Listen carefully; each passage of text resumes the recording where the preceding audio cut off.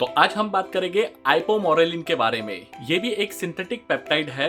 लोगों में ये बहुत पॉपुलर है क्योंकि ये ज्यादा साइड इफेक्ट नहीं देता, ऐसे लोगों का मानना है। ये भी उत्तेजित करता है आपके प्यूटिटरी ग्लैंड को कि जीएच रिलीज करे। तो देखने जाए तो इसके इफेक्ट ज्यादा नहीं है कोर्टिसोल और प्रोलैक्टिन पे। तो आइपोमोरेलिन ये लोगों में बहुत चर्चित है क्योंकि लोगों का मानना है कि ये ज्यादा साइड इफेक्ट नहीं देता है, जैसे कि ज्यादा कोर्टिसोल भी नहीं बढ़ाता है, ज्यादा प्रोलैक्टिन भी नहीं बढ़ाता है एज कम्पेयर टू GHRP6 और GHRP2। और ये भी नकल करता है ग्रेलिन की, लेकिन बहुत अलग तरीके से। उतना ग्रेलिन नहीं बढ़ाता है जितना GHRP6 और GHRP2 बढ़ाता है। आइपोमोरेलिन हमारे बॉडी में काम कैसे करता है? तो आइपोमोरेलिन ये ग्रेलिन के रिसेप्टर को अपना निशाना बनाता है GHSR1A, जो कि हाइपोथैलेमस और पिट्यूटरी ग्लैंड में होता है। सेम GHRP6 और GHRP2 की तरह, पर ये अलग तरीके से काम करता है। तो ये सिग्नल देता है पिट्यूटरी ग्लैंड को कि GH रिलीज करे, पर धीरे धीरे। तो ये कंट्रोल में चलता है। आइपोमोरेलिन ये अपने नेचुरल GH की नकल करता है, उसी बहाव में चलता है जैसे नेचुरल GH चलता है। इसी वजह से ये अलग है दूसरे पेप्टाइडों से। तो आइपोमोरेलिन आपको ये एकदम से हार्मोनल स्पाइक नहीं देता है, इसी वजह से ये अलग है GHRP2 और GHRP6 से। वैसे ही काम करेगा। ग्रोथ हार्मोन जाएगा लीवर के पास, लीवर ग्रोथ हार्मोन को IGF-1 में कन्वर्ट करेगा, इंसुलिन लाइक ग्रोथ फैक्टर 1। और IGF-1 हमारे टिश्यू रिपेयर करेगा, मसल रिकवरी देगा और फैट मेटाबॉलिज्म करेगा। तो इसकी वजह से आपके दूसरे हार्मोन पे इफेक्ट हो गए, जैसे कि कोर्टिसोल थोड़ा सा बढ़ेगा, प्रोलैक्टिन भी बढ़ेगा और आपको भूख थोड़ी कम लगेगी एज कम्पेयर टू GHRP6 और GHRP2 के। इसी वजह से आइपोमोरेलिन अच्छा माना जाता है और बहुत चर्चित है ये लोगों में। तो ये लेने के बाद आपको कम भूख लगेगी, आपको अच्छा फील होगा, शांत फील होगा और आपको थोड़ी सी हल्की सी नींद जैसा महसूस होगा। तो ये लेने के कुछ हफ्तों बाद आपको अच्छी नींद आने लगेगी, आपकी रिकवरी अच्छी होगी, आपका स्लाइटली फैट लॉस भी होगा और आपका लीनर लुक दिखेगा क्योंकि वाटर रिटेंशन ज्यादा नहीं होगा। तो आइपोमोरेलिन के फायदे देखें तो ग्रोथ हार्मोन ये अच्छा रिलीज करता है, क्लीन, आपकी रिकवरी अच्छी करता है, आपको नींद अच्छी गहरी आने लगती है, आपके फैट मेटाबॉलिज्म में आपको सपोर्ट करने लगता है और मेन चीज मतलब आपके लीन मसल मास को ये प्रिजर्व करके रखता है, संभाल के रखता है। तो इसके बारे में भी आपने बड़ा चढ़ा के बातें सुनी होगी, जैसे कि बहुत तगड़ा मसल मास देता है, स्टेरॉइड जैसा ये इफेक्ट देता है और फैट्स ऑटोमेटिकली ये पिघलने लगता है। ऐसा कुछ भी नहीं है, होता है। ये सारी चीज डिपेंड करती है आपके डाइट, ट्रेनिंग और रेस्ट एंड रिकवरी पे। इसके साइड इफेक्ट की बात करें तो आपके बॉडी में ये कम वाटर होल्ड करता है एज कम्पेयर टू GHRP2 और GHRP6।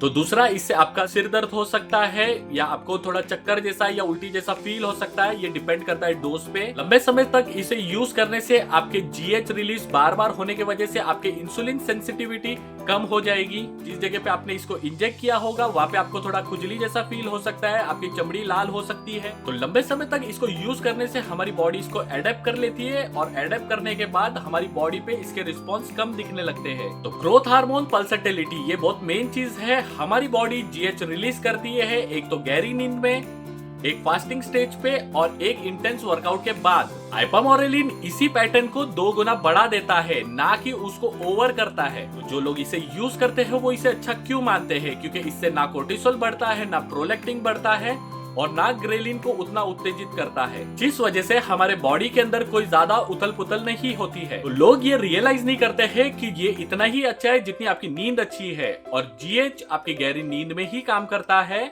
और जो आपकी नींद सही नहीं हुई तो आपने लिया हुआ GH कोई काम का नहीं है, ये वेस्ट है। तो फूड टाइमिंग भी बहुत इंपॉर्टेंट रोल प्ले करता है। जो आप इंजेक्ट करने के कुछ टाइम पहले जो कार्ब या फैट्स लिया हो तो आपको वो स्पाइक नहीं मिलेगा जो स्पाइक आपको मिलना चाहिए। आपका GH रिलीज वैसा अच्छी तरीके से नहीं होगा, वो कम होगा। जैसे कि अच्छा स्पाइक मिलता है एम्प्टी स्टमक में। आइपोमोरेलिन ये डायरेक्ट आपके मसल नहीं बढ़ा देता है। तो आइपोमोरेलिन ये आपकी रिकवरी को अच्छी करता है, आपको हाई इंटेंस ट्रेनिंग करने में मदद करता है, सपोर्ट करता है।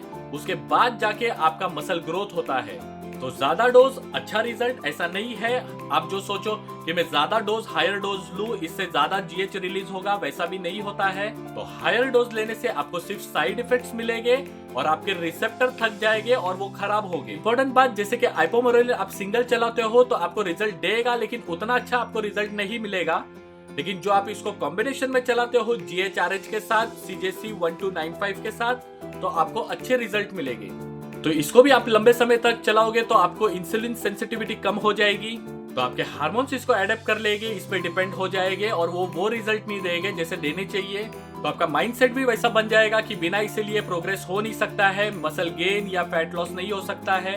और बहुत से लोगों में और भी बहुत से अलग से साइड इफेक्ट देखने मिले हैं। ओवरऑल देखने जाए तो आपकी रिकवरी इससे अच्छी होती है, आपको गहरी नींद अच्छी आती है, आपका लीन मसल मास अच्छे से रहता है, मेंटेन रहता है और ज्यादा साइड इफेक्ट नहीं आपको देखने मिलते हैं। जो आप सोचते हो कि इससे मुझे अच्छी बल्किंग मिलेगी या एक्सट्रीम फैट लॉस मिलेगा या स्टेरॉइड जैसा इफेक्ट मिलेगा, तो ये आपको वैसा इफेक्ट नहीं देगा। तो देखने जाए तो आइपोमोरेलिन ये आपको सेफ फील कराने वाला ग्रोथ हार्मोन पेप्टाइड है, जो आपकी नींद, डाइट और ट्रेनिंग अच्छी होती है तो आपको ये अच्छी रिकवरी देगा, थोड़ा सा फैट लॉस देगा और आपका लीन अपीयरेंस, आपको लीन मसल मास थोड़ा देगा। और जो नींद और आपकी डाइट सही नहीं है तो आपको ये कुछ भी इसके रिजल्ट नहीं दिखेंगे। तो आइपोमोरेलिन भी आपको सिर्फ 10 से 15% ही सपोर्ट करेगा, ना कि पूरा ट्रांसफॉर्मेशन देगा। ये सिर्फ एक सपोर्ट सिस्टम है, ना कि पूरा इसके ऊपर आप डिपेंडेंट हो जाओ। तो आप जो सोचो कि आइपोमोरेलिन ये शॉर्टकट वाला पेप्टाइड है, तो वैसा नहीं है। ये सिर्फ एक सपोर्ट सिस्टम, एक सपोर्टिव पेप्टाइड है। तो ये वीडियो सिर्फ एक एजुकेशनल पर्पस के लिए, ना कि प्रमोशन या एनकरेजमेंट किसी पेप्टाइड ड्रग या स्टेरॉइड को यूज करने के लिए।